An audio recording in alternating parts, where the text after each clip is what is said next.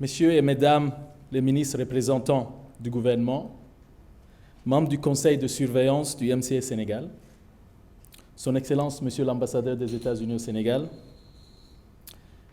Madame la directrice générale adjointe du MCC, chers collègues du MCC, du MCA Sénégal, distingués invités, tout protocole respecté. Ce jour, 9 septembre 2021, marque une étape importante dans le partenariat entre le gouvernement du Sénégal et celui des États-Unis. Mes collègues et moi sommes très heureux de nous joindre à vous aujourd'hui à Dakar pour célébrer cet accomplissement marquant le début officiel des 5 ans chrono de la mise en œuvre de ce programme historique. En effet, juste un rappel historique, notre partenariat remonte à la création du MCC en 2004.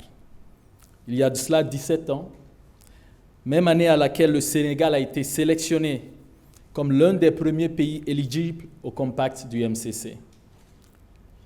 Le premier compact a réellement stimulé une croissance économique inclusive dans la vallée du fleuve Sénégal et dans la région de la Casamance. Ceci en catalysant la productivité agricole du Sénégal. Il a élargi l'accès aux marchés et aux services grâce à des investissements stratégiques dans le domaine et dans les secteurs de routes et des réseaux d'irrigation dans cette même zone d'intervention. Le succès du premier compact nous a amené à un second compact, celui communément appelé le Sénégal Power Compact, qui a été signé en décembre 2018. L'investissement du gouvernement américain de 550 millions de dollars dans ce programme était ambitieux dès le départ, nous le savions. Chaque projet et activité ont été conçus pour atteindre notre objectif commun, de réduire la pauvreté à travers une croissance économique inclusive. L'investissement supplémentaire de 50 millions de dollars du gouvernement sénégalais témoigne également de l'engagement ferme du Sénégal à poursuivre son plan de développement. Durant ces 3 dernières années qui ont suivi la signature du compact, vous tous dans cette salle, dirigeants et décideurs du secteur de l'énergie, ainsi que d'autres collaborateurs qui ne sont pas avec nous, avaient travaillé sans relâche, en étroite collaboration avec le MCC, afin de réaliser d'ambitieuses réformes tant structurelles qu'institutionnelles, comme requis pour l'entrée en vigueur. Je citerai notamment la création de l'entité de mise en œuvre, MCA Sénégal, son conseil de surveillance, ainsi que son management et son brillant personnel. Entre autres, l'adoption d'un nombre de mesures, lois et principes qui régissent le secteur de l'électricité, le Code de l'électricité comme exemple. Je vous félicite très chaleureusement.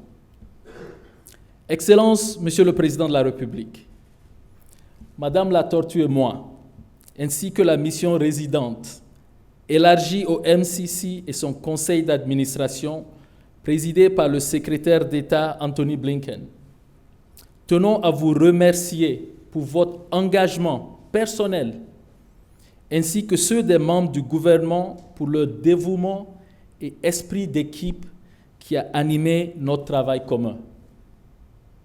C'est le moment pour nous de féliciter et remercier le secrétariat général de la présidence, les ministères représentés au conseil d'administration du MCA Sénégal, en particulier le ministère de l'économie, du plan et de la coopération et le ministère du pétrole et de l'énergie, ainsi que les partenaires représentés ici, notamment la Sénélec, la Commission de régulation du secteur de l'électricité et l'Agence sénégalaise de l'électrification rurale, et sans oublier particulièrement l'ancienne coordination nationale, l'UFC-MCA, sous le leadership de Mariam Dekren.